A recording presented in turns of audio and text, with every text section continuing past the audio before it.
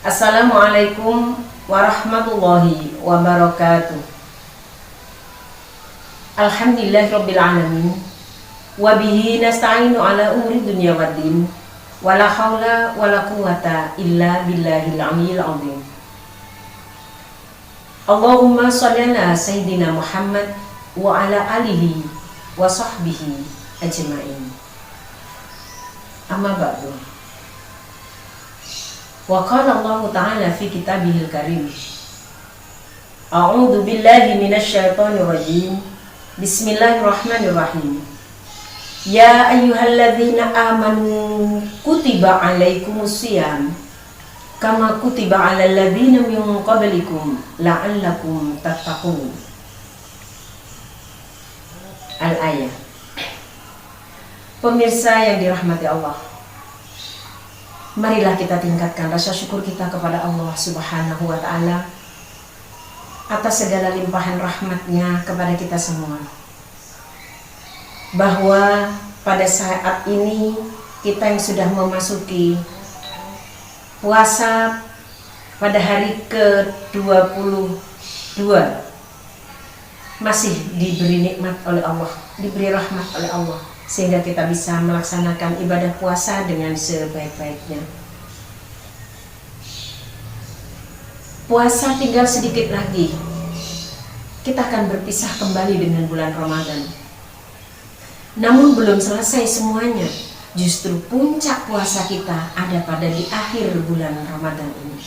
Maka mari kita optimalkan, mari kita maksimalkan, sehingga puasa kita benar-benar mengantarkan kita menjadi insan muttaqin.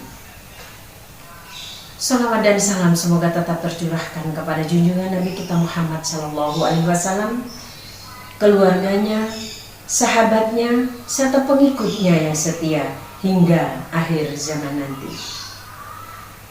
Pemirsa yang dirahmati Allah, kajian menjelang Ramadan pada sore hari ini kami akan membahas tentang pahala puasa di bulan Ramadan. Pemirsa yang dirahmati Allah,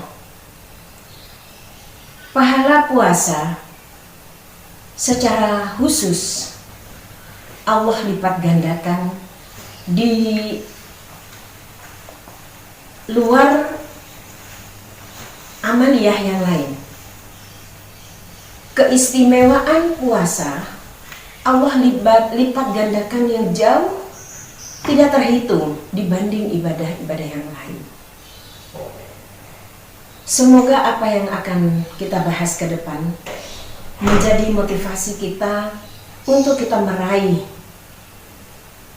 nilai ibadah puasa pada tahun ini lebih maksimal pada akhir puasa tahun ini. Pemirsa yang dirahmati Allah,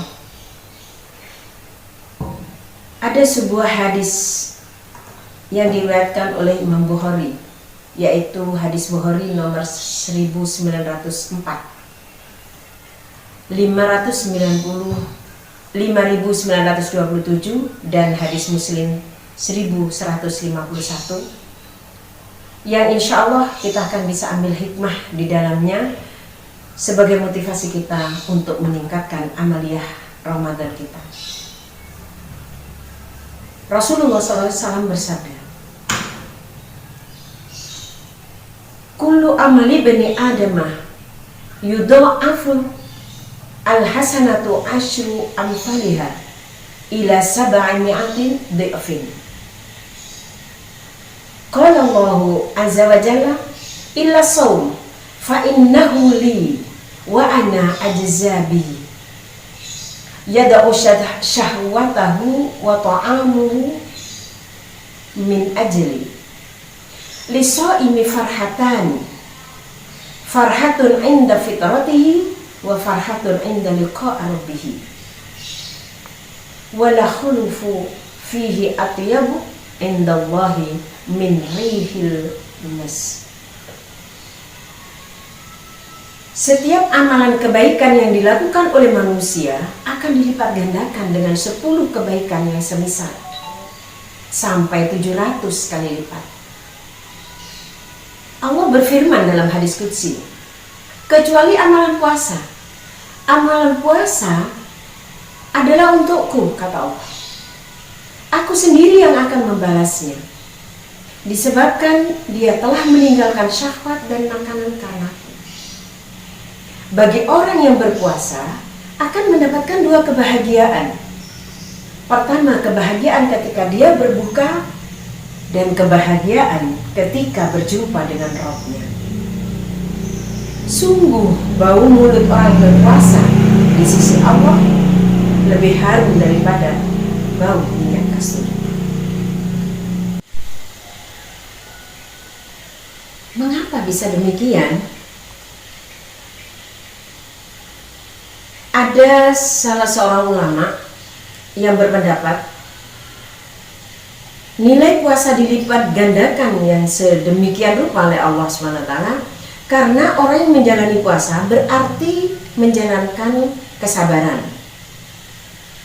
Innama yuwaffas sabiruna ajruhum bighairi hisab. Sesungguhnya hanya orang-orang yang bersabarlah yang dicukupkan pahala mereka tanpa batas. Firman Allah dalam Al-Quran surat Az-Zumar ayat 10. Menurut beberapa ulama bahwa sabar itu ada 3 macam. Yang pertama, sabar melakukan ketaatan kepada Allah. Yang kedua, sabar meninggalkan hal-hal yang dilarang, yang diharamkan oleh Allah. Yang ketiga, sabar dalam menghadapi takdir yang terasa menyakitkan menimpa dirinya. Nah, dalam puasa, orang yang beriman melaksanakan puasa itu mengalami 3 kesabaran tersebut.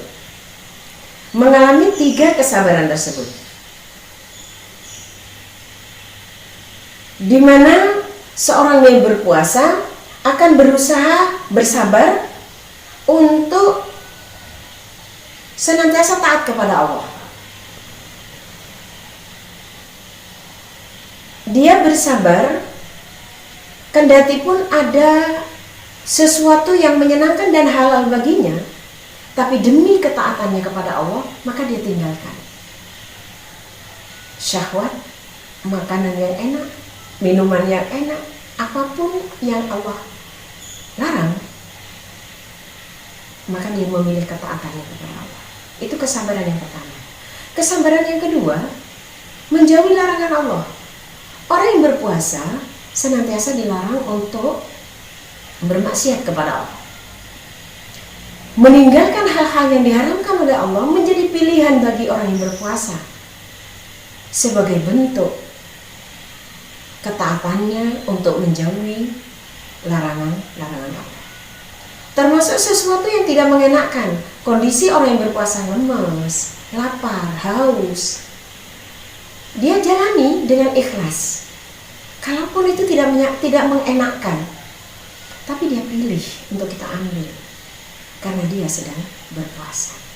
Itulah makanya orang yang berpuasa, dia sedang melaksanakan kesabaran kepada Allah yang Allah tentukan tadi. Pemirsa yang dirahmati Allah, lalu berikutnya, sebab puasa dilipat gandakan oleh Allah tanpa batas, Allah menyatakan dalam hadis tersebut di atas bahwa amalan puasa khusus untuk Allah. Fa innahu li wa ana ajzabi. Amalan puasa tersebut adalah untukku, kata Allah. Aku sendiri yang akan membalasnya. Orang yang berpuasa akan selalu merasakan bahwa dia berada dalam pengawasan Allah, baik dia sendiri ataupun ada orang lain. Ada kesadaran dalam diri bahwa dia selalu dalam pantauan Allah, sehingga dia sangat menjaga puasanya untuk menuju kepada puasa yang imanan wahtisaban, untuk meraih ampunan Allah. Sehingga orang yang beriman betul-betul menjaga puasanya. Seperti hadis Rasulullah, man shoma ramadana imanan wahtisaban ghufira lahu ma taqaddama min dhanbi. Barang siapa yang melaksanakan ibadah puasa dengan penuh keimanan, dengan penuh harapan untuk diridhoi oleh Allah, senantiasa menyadari tentang, berintrospeksi diri tentang dosa yang dia lakukan, dengan puasanya dia berupaya untuk mendapatkan ampunan dari Allah. Maka puasa yang demikian itulah yang insya Allah akan mendapatkan ampunan dari Allah SWT.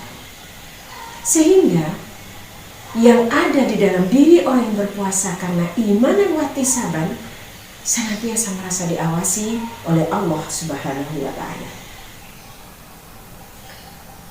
Kemudian selanjutnya, karena puasa itu adalah khusus untuk Allah, orang berpuasa itu lebih suka mentaati Rabb-nya, menjalankan perintahnya, menjauhi larangannya. Beruntunglah orang yang meninggalkan syahwat yang ada di hadapannya karena mengharapkan janji Rabb-nya yang tidak nampak di hadapannya. Segala sesuatu yang menggiurkan yang berada di depan mata, dia abaikan. Dia memilih janji yang tidak nampak dalam dirinya, tapi dia imani dalam hatinya bahwa janji Allah adalah benar. Sehingga orang ini melaksanakan puasanya benar-benar hanya mengharapkan ridho Allah Subhanahu wa Ta'ala. Selanjutnya, puasa adalah rahasia antara seorang hamba dengan Rabb-nya, yang tidak ada orang lain yang mengetahuinya. Orang yang berpuasa, orang lain tidak tahu kecuali dia berkata, kecuali dia menyampaikan. Sehingga kemungkinan untuk lihat sesungguhnya lebih sedikit potensinya. Berbeda dengan puasa yang lain yang nampak. Ibadah yang lain yang nampak. Sholat misalnya kelihatan orang, ngaji Al-Quran kelihatan orang, nampak. Semuanya kelihatan dengan orang, tetapi puasa nggak ada yang tahu. Yang tahu hanya dirinya dengan Allah. Jadi puasa adalah rahasia antara seorang hamba dengan Rabb-nya. Maka amalan puasa berasal dari niat batin yang hanya Allah saja yang mengetahuinya. Dan dalam amalan puasa ini pula terdapat bentuk meninggalkan bentuk berbagai syahwat. Itulah keistimewaan puasa. Kenapa Allah katakan fa innahu li wa ana ajza bihi, bahwa puasa itu hanya untukku dan akulah yang akan membalasnya. Pemirsa yang dirahmati Allah, selanjutnya Allah janjikan dua kebahagiaan yang akan diberikan kepada orang yang berpuasa. Dalam hadis tersebut di atas disampaikan, lis-shaimi farhatani, farhatun inda fitrihi wa farhatun inda liqa'i rabbih. Orang yang berpuasa akan mendapatkan dua kebahagiaan. Yang pertama, kebahagiaan ketika dia berbuka puasa. Kebahagiaan yang kedua yaitu ketika berjumpa dengan Rabb-nya. Masya Allah. Pemirsa, tidak ada orang yang berpuasa saat berbuka kemudian tidak senang, tidak bahagia. Semua kita rasakan bersama. Bahkan berbuka adalah waktu yang ditunggu-tunggu. Orang paling disiplin adalah saat berbuka puasa. Nggak mau ditunda, nggak mau terlambat, bahkan siap-siap sebelumnya. Itulah sebuah kebahagiaan yang Allah berikan kepada orang yang berpuasa. Kebahagiaan yang kedua, yang jauh lebih dahsyat dari itu adalah orang yang berpuasa nanti akan Allah perkenankan untuk berjumpa dengan Rohnya. Semoga puasa kita dapat mengantarkan kita bisa meraih dua kebahagiaan ini. Adapun yang terakhir dari hadis qudsi tersebut adalah bau mulut orang yang berpuasa adalah seharum bau minyak kasturi di sisi Allah. Pemirsa yang dirahmati Allah, ganjaran bagi orang yang berpuasa, di dalam hadis tersebut disampaikan bahwa sungguh bau mulut orang yang berpuasa lebih harum di sisi Allah daripada bau minyak kasturi. Seperti di awal kami sampaikan bahwa puasa adalah rahasia antara seorang hamba dengan Allah. Ketika di dunia, ketika di akhirat, Allah pun menampakkan amalan puasa ini sehingga makhluk pun tahu bahwa dia adalah orang yang gemar berpuasa. Allah tampakkan nanti di akhirat. Kalau di dunia itu menjadi rahasia, tidak semua orang tahu kalau kita sedang berpuasa, kecuali kita memberikan pengumuman bahwa kita sedang berpuasa, tetap menjadi rahasia antara hamba dengan Allah. Tapi nanti di akhirat Allah akan tampakkan.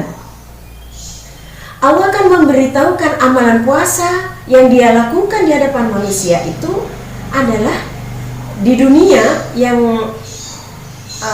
dia berusaha menyembunyikan amalan puasanya dari orang lain, seperti bau mulut itu nantinya harum yang dinampakkan oleh Allah di hari kiamat nanti karena amalan rahasia yang dia lakukan. Itu menurut penafsiran ulama tentang hadis tadi. Nah, barang siapa yang beribadah dan mentaati Allah, selalu mengharapkan Allah di dunia melalui amalan yang dia lakukan, seperti amalan puasa ini, lalu muncul dari amalannya tersebut bekas yang tidak terasa enak bagi jiwanya selama di dunia, maka bekas seperti itu Allah tidak membencinya sama sekali. Bahkan di sisi Allah, Allah sangat hargai. Bahkan bekas tersebut adalah sesuatu yang Allah cintai dan baik menurut Allah di sisinya. Hal ini karena bekas yang tidak terasa enak tersebut muncul karena melakukan ketaatannya dan senantiasa mengharapkan keridhaan Allah SWT. Allah membalasnya dengan cara memberikan bau harum pada mulutnya yang menyenangkan seluruh makhluk, walaupun bau tersebut tidak enak serasa di dunia. Itulah balasan Allah yang luar biasa kepada hambanya yang sedang melakukan puasa. Pemirsa yang dirahmati Allah, kalau kita menyimpulkan dari hadis qudsi tersebut, sungguh luar biasa. Orang yang berpuasa Ramadan ini, maka marilah kita manfaatkan yang sebaik-baiknya. Jangan kita lewatkan, jangan sampai kita sia-siakan. Akhir Ramadan yang tinggal beberapa hari kita akan tinggalkan ini, mari kita optimalkan. Kita maksimalkan segala daya upaya untuk lebih meningkatkan kualitas daripada Ramadan kita. Di akhir-akhir Ramadan ini, segala daya upaya yang akan mengarahkan menambah nilai poin puasa kita, mari kita laksanakan. Kita tambah amaliyah kita. Kita raih ampunan Allah. Kita raih pahala yang dilipat gandakan oleh Allah. kita raih cinta dan ridho Allah, sehingga kita keluar dari Ramadan tahun ini jauh dalam kualitas muttaqin, jauh dengan berkualitas dibanding dengan tahun-tahun Ramadan yang lalu.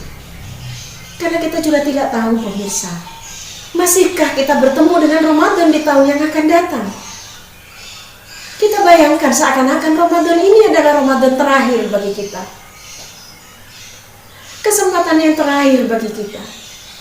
Maka mari kita raih lebih-lebih keutamaan Lailatul Qadar.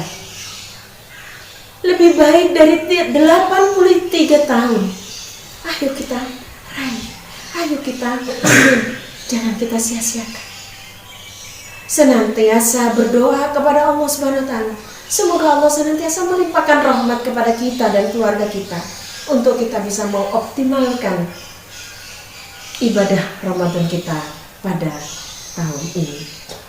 Pemirsa yang dirahmati Allah, semoga yang sedikit ini bisa bermanfaat bagi kita, utamanya untuk mengoptimalisasi ibadah kita di akhir Ramadan. Semua yang benar datangnya dari Allah, mari kita ikuti. Semua yang benar datangnya dari Allah dan Rasulnya, mari kita ikuti. Kita ittiba Rasul. Semua yang salah datangnya dari saya pribadi, saya mohon maaf dan saya dalam-dalamnya. Semoga bermanfaat. Nasrul minallah wa fathun qarib wa basyiril mu'minin. Wassalamualaikum warahmatullahi wabarakatuh.